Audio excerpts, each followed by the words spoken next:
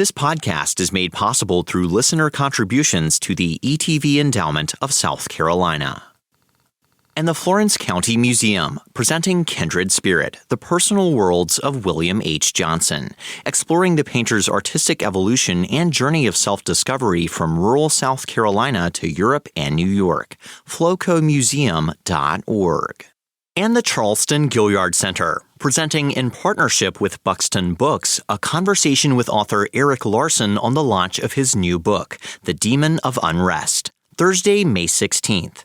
More information at gilliardcenter.org.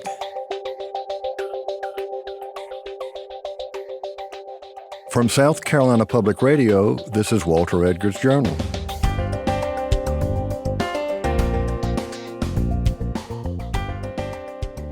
I'm Walter Edgar, welcoming you to our podcast series about South Carolina culture and history with a nod to all things Southern.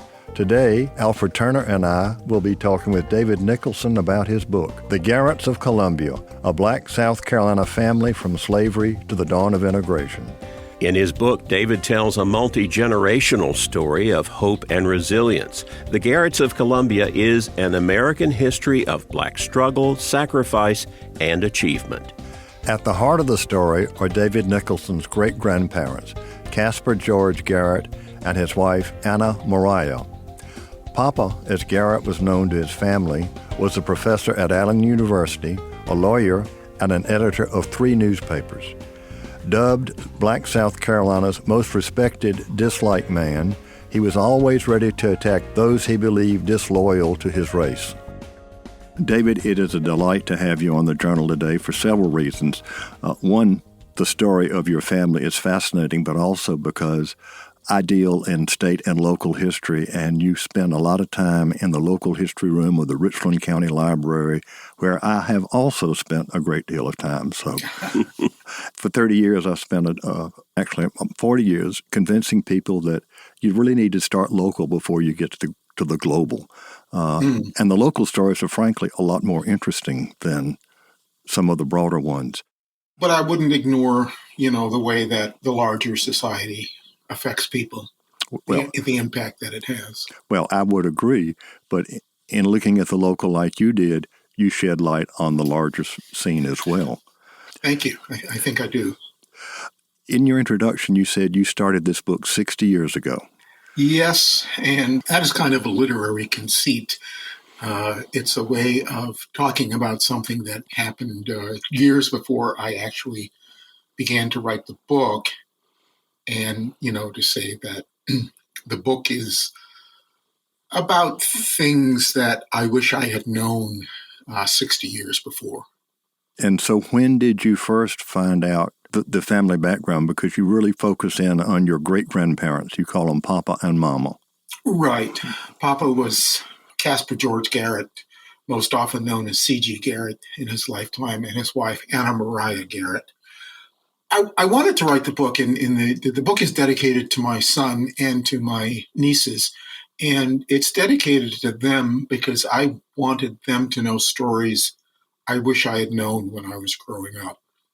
I began to hear the stories of Mama and Papa when I was in my late 20s or early 30s, and I was intrigued by them, though I didn't actually start doing the research for another 15 or 20 years.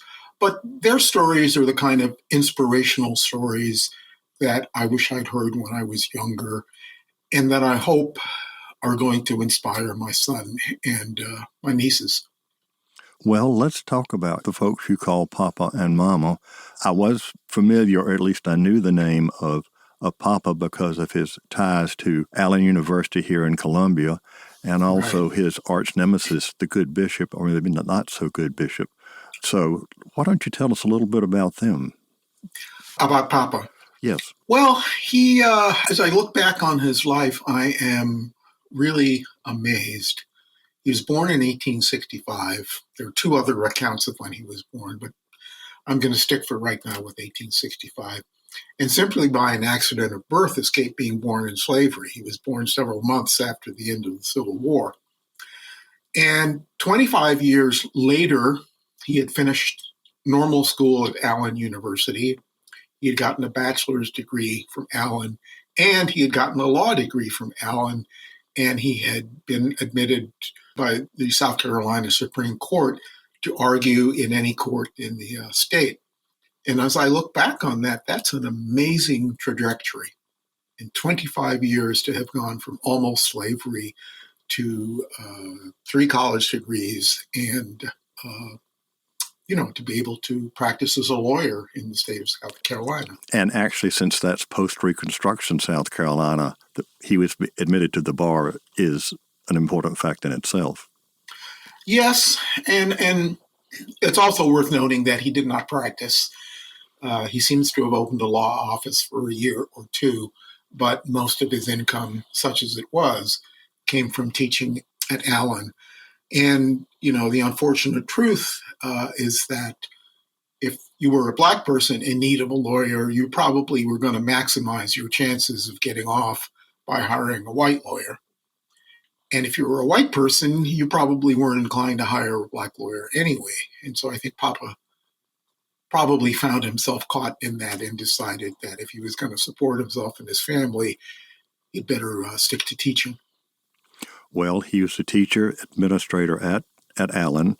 For folks who don't know, Allen is associated with the African Methodist Episcopal Church, and the church has played a major role, still does, in the school. And you also describe Papa as the best-known Black man that some people loathe. I think the phrase is the most respected, disliked man in all right. the Black South Carolina of his time. Why was that? He, unlike Bishop Chappelle, William David Chappelle, the great-grandfather of the comedian Dave Chappelle, he and Papa were contemporaries. They worked at Allen at the same time, albeit that the bishop was president of the university. Bishop Chappelle knew how to get along with people. He knew how to use people for his own ends. Papa thought if he was right, all he had to do was lay out the reasons, and, people would fall in line. And that wasn't true. So he wound up making lots of enemies. That's the reason that he was disliked in South Carolina of his time. He was very active in church and church politics, and he was leading a movement to have laymen have a bigger voice, and that did not go down well with the clergy, especially the bishop. That's true. And that's a great example of how Papa thought if he did the right thing, and it's probably important to say the right thing according to his lights, then everything would fall into place. So in 1916, when he was vice president of Allen University, he decided to run for 2 offices, president of Allen University and editor of the AME Church Review. In its time, under the editorship of Reverdy Ransom, another major AME figure, the AME Church Review is considered, equal to the Crisis of the NAACP Journal. So anyway, Papa puts his hat in the ring to run for editorship of the AME Church Review. But at the same time, at the Church General Conference, he sets up a committee, an organization of lay delegates to ask for more power at the conference. So when the bishops come out, as is their custom, to introduce the members of the committees that are going to run the conference, Papa stands up and says, "No, you're not going to do that. We have a committee of laymen here, and we demand that you put laymen on those committees." So the bishops are forced to, but it's not a surprise that he doesn't win the election for editorship of the AME Church Review. And it's not a surprise that when he comes back to Columbia, they choose somebody else to be president of Allen. What does he do then? At some point, they're going to ask him to leave Allen. Well, they did. They did. He doesn't appear on the teaching rolls that fall of 1916. He does whatever he can. He teaches for a year or two at the Maysville Institute in Maysville, South Carolina. And he sells insurance. He runs his newspaper. He becomes a notary public. But basically, he and his family are living hand to mouth. That's the bad side. The positive side is that it provides an opportunity for his wife, Anna Maria, to come into her own. And so Anna Maria goes back to teaching, and then she is hired as supervisor of Richland County's rural colored schools, as those schools were called then. Those were numerous, generally one-room schools taught by a single teacher. Right. And there were about 60 schools that she was responsible for overseeing. Something I noted that I thought was kind of remarkable, along with taking on those responsibilities, she had to travel. So at the age of 51, she learned to drive.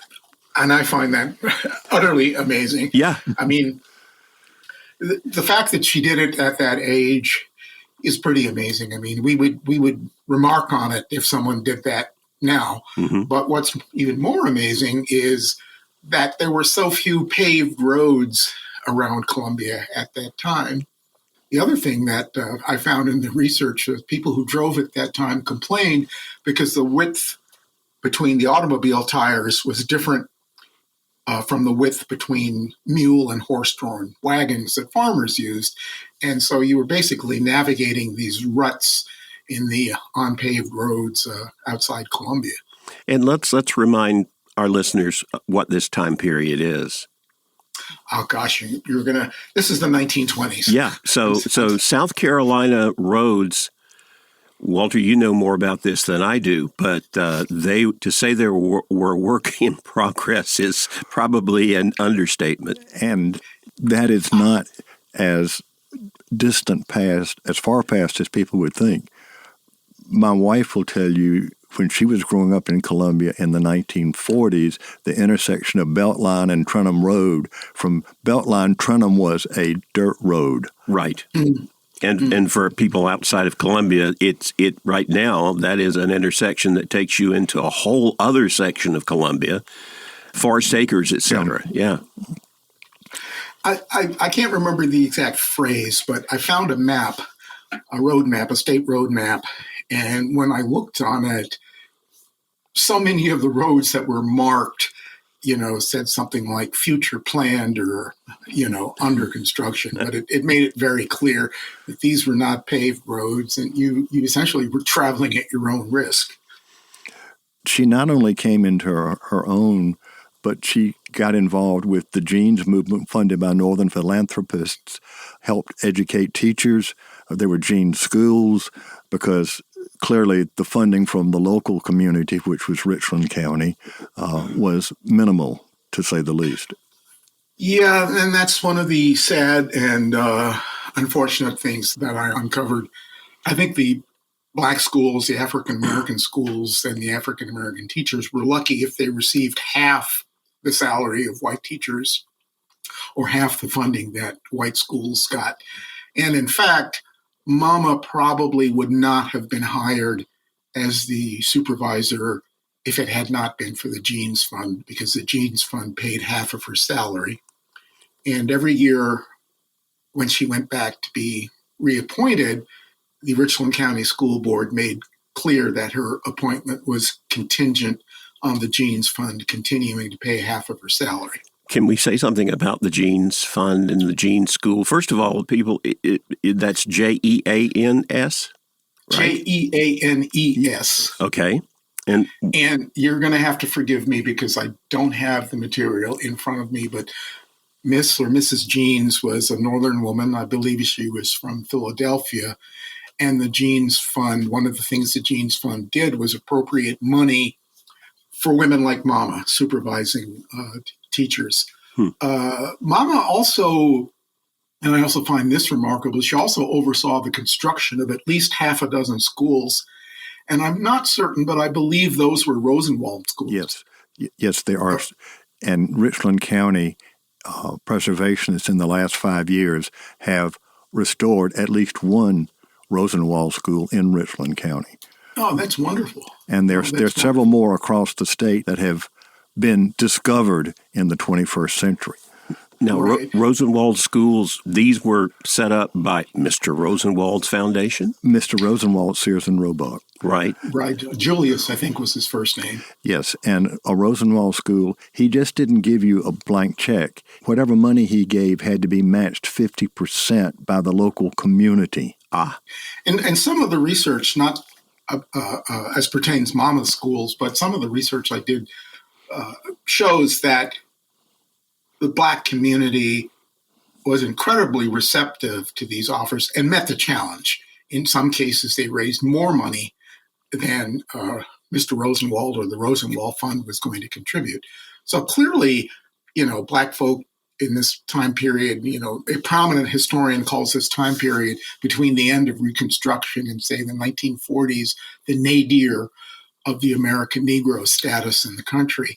But clearly, during this very difficult, tragic period, Black Americans were interested in education and in contributing to their own welfare. Well, one of the things that the Black community was forced to do was to create their own world, separate. They'd already been kicked out of the general white world, but they created their own world and their own communities. The neighborhood around Allen and Benedict, the Waverly community, which existed as a real community until the 1960s when desegregation, and I was told this by folks who lived there, well, we can now shop downtown at Belk's. We didn't need to shop in the little store around the corner. Right. And that's a pattern that occurred all over the country. In Washington, D.C., where I grew up, there's a 15 or 16 block street called U Street, which was known in its heyday as a Black Broadway. It had several movie theaters. It had, a theater that had live music. And that all kind of went downhill, after integration. But before that, as you say, the Waverly community provided all kinds of opportunities for Black South Carolinians, and Papa and Mama were in the thick of it. In addition to her work as the supervisor of schools, Mama was very active in several sororal organizations. And so she and Papa, sort of were among many Black Columbians, who helped set the tone for their community. And you said their house on Lady Street is still there. It is still there, but unfortunately, it's not in very good shape, and there is no one living there. Okay. When you started work on your book, all of a sudden you came upon a treasure trove of family records, especially the letters of your great-grandmother, who not only was very, her career is amazing, but she seemed to have a very, I don't want to say a sharp tongue. She recorded the foibles of everybody. You chronicled. That's true. That's true. I'm sorry. I didn't mean to interrupt her. That's okay. That's absolutely true. She was sharp-tongued and observant.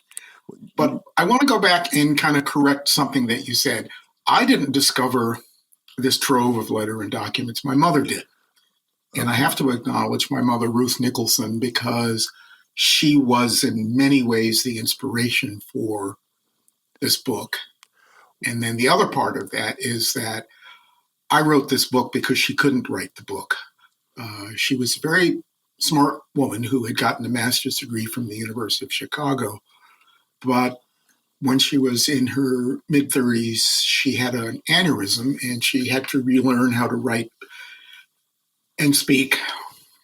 And although she made a pretty amazing recovery, it was not to the point where she could have written this book.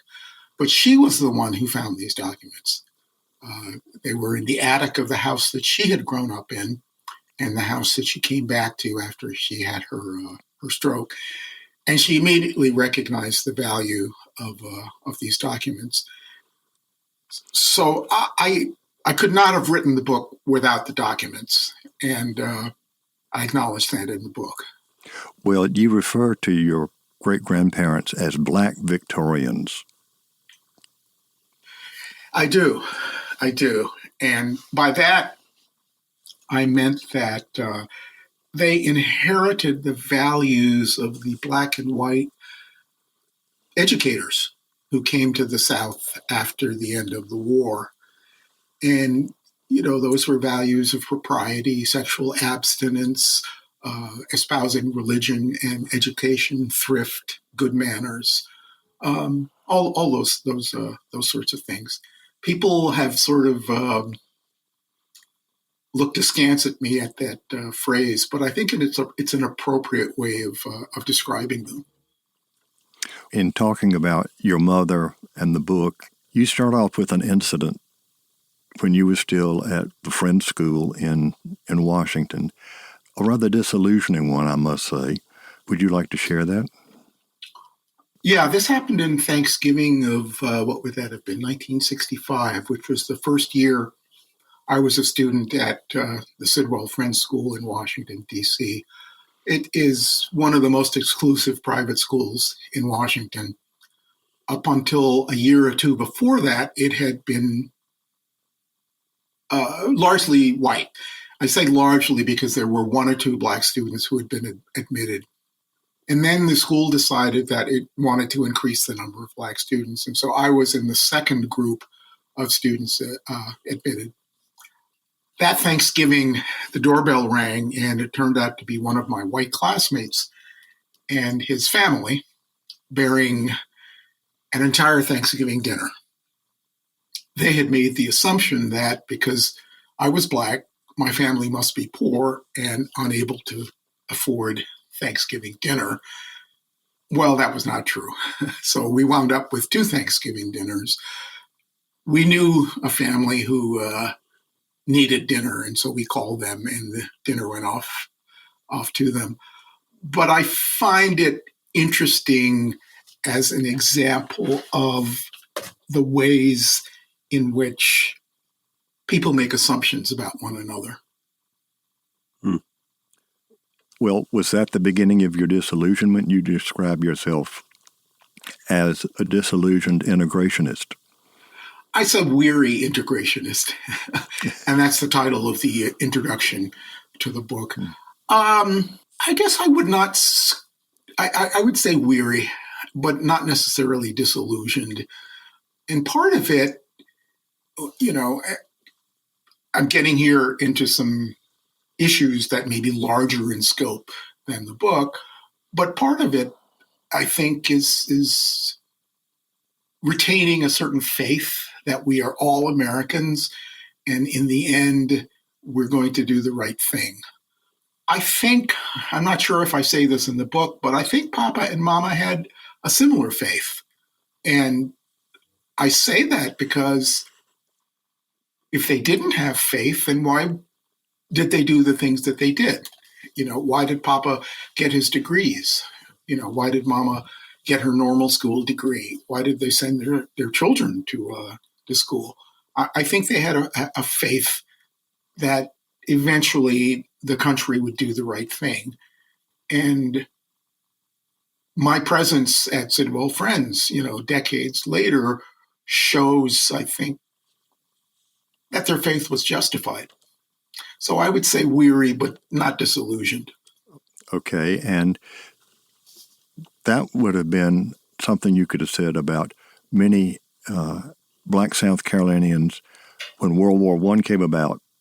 They supported the bond drives. Of course, they were all segregated, but they supported the war, and particularly the young men who went overseas. When they came back, they thought that things were going to change, but very quickly that was made clear by the politicians.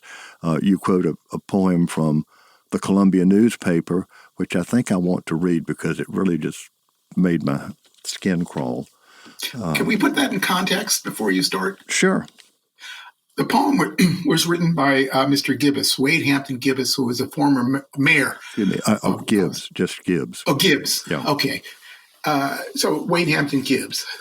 And he was essentially warning black servicemen that you may have fought overseas, but when you come home, nothing is going to change. You're still going to be members of a subservient class. And Mama wrote a response to his poem. I quote, I think, 5 or 6 lines of Gibbs' poem in the book, and I quote all of Mama's poem in the book. So that's the context.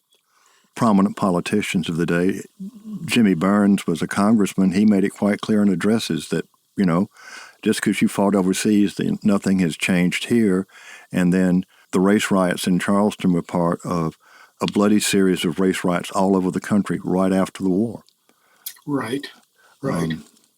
Well, I'm going to read a verse from Mr. Gibbs' poem, which appeared in the state newspaper.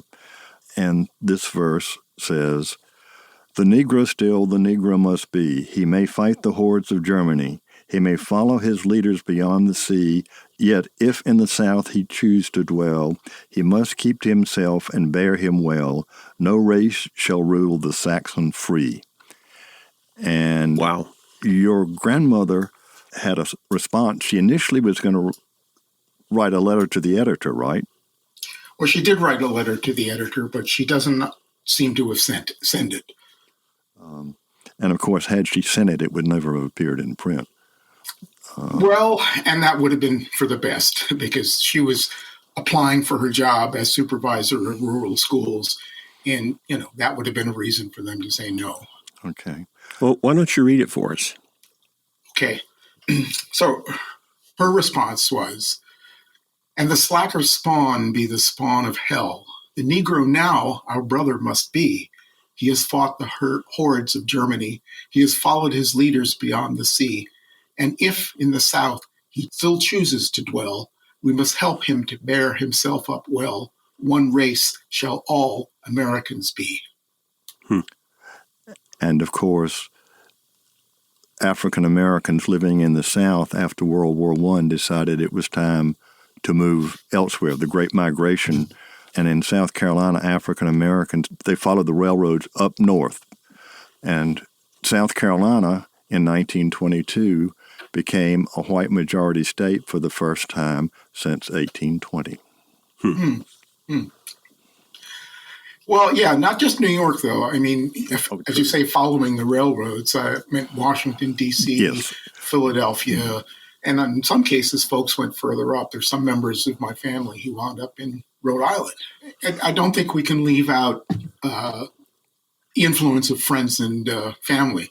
One of the things I talk about in the book is how Mama and Papa's children, only one son wound up staying in South Carolina. The rest followed the railroads, as you say, up north to Washington, Philadelphia, and New York. And when I looked at the census data for their sons who lived in New York, all of the sons either lived with one or another of their family or with other South Carolinians. And so there seemed to have been these networks of people who, advised others about the opportunities up north, and or when people came to cities like New York, help them acclimate, help them figure out how to take the subway, find a church, find lodgings. Well, and talking about their children, one of their sons wrote a musical with Langston Hughes during the Harlem Renaissance. Another became a dentist, and a daughter earned a doctorate in French. Wow. Right. Papa's namesake, Casper Garrett Jr., was the one who wrote the musical that Langston Hughes contributed to. Unfortunately, it was never really produced. It had 2 tryouts to try to attract backers, but for reasons I was unable to find, it was never produced. I guess the 4th son, Colin, became a dentist and practiced for a time in South Carolina. And then their youngest daughter, Mills, was the one who got the doctorate at Columbia.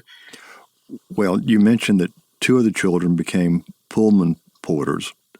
What did Mama have to say about that? She doesn't say anything disparaging about that. She was proud of her sons. Well, actually, let me correct that. If she had had her druthers, they all would have become teachers or other white-collar jobs. And she is a little bit critical of some of them. She wished that they had not left South Carolina, and she was always trying to get them to come back home. But she enjoyed it when her son would come through Columbia, and he would have a little bit of a break, and so they would take food down and they would have a meal together. Also, the difference between that time and now is that being a Pullman porter was a good job. It was a respected occupation. And while it's perhaps not as well known as it should be, the Pullman porters played a role in the civil rights movement and in the dissemination of information from town to town. There were certain newspapers like the Chicago Defender, for example, that were banned in certain places in the South. And the Pullman porters would get bundles of the newspaper and they would take them with them on the train. And then by prearrangement, they would toss them out of the train. And, someone, maybe a farmer, would come by and pick them up. And then he would take charge of distributing the papers in the country. So, yes, I think Mama would have preferred it. She would have liked to have seen her sons and daughters grow up to be teachers and do other kinds of white-collar jobs. She was not displeased that two of her sons wound up working as Pullman porters. David, a follow-up to that in South Carolina, Florence, South Carolina was a major rail yard, and the porters would bring the newspapers, the Baltimore paper, the Pittsburgh paper, Chicago paper, and local NAACP folks. And the NAACP was better organized in South Carolina before World War II than most people realize. And they would get those newspapers and then distribute them to the black community around the state. Within the black community, one of the places that usually got the Defender would be a barbershop or a beauty shop. Yes. So, you were absolutely correct. I mean, it was the African-American world, and they were using the system for themselves. I hate to say this, gentlemen, but we are getting toward the end of our time. We need to start to wrap up. All right. David, what would you like people to take away from your book? I would like people to have a couple of things. One is an appreciation for the strength and courage of many of the people that I write about. I call many of these people unknown black leaders because they weren't well known outside of their communities, but also the number of people who helped create that community. I haven't talked about her, but Matilda Evans was an example of one of those. Papa and Mama knew her. She was a physician with an interracial clientele. She helped build 2 hospitals. She built an amusement park for black people. And so I hope people would take away a vision of the past, that includes the effort of stalwart men and women like that. Well, actually, Dr. Evans Hospital is being restored as we speak. Oh, that is wonderful. And that, again, was part of the Waverly community, right across the street from Allen University. This book is a revelation to people like me, who, born in 1955, grew up in this state, was aware of perhaps, the Waverly community, but had no idea the kind of impact that enclave had and the kind of energy that they generated. They just generated this amazing, like you say, they had to, but they just generated so much energy and so much good came out of it. It sounds to me like your great-grandparents, the Garretts of Columbia, were shoulder to shoulder with all the people who were making those changes. I think that's true. Absolutely. Well, David Nicholson, the author of The Garretts of Columbia, A Black South Carolina Family from Slavery to the Dawn of Integration. I want to thank you so much for being with us today on The Journal. Thank you for having me.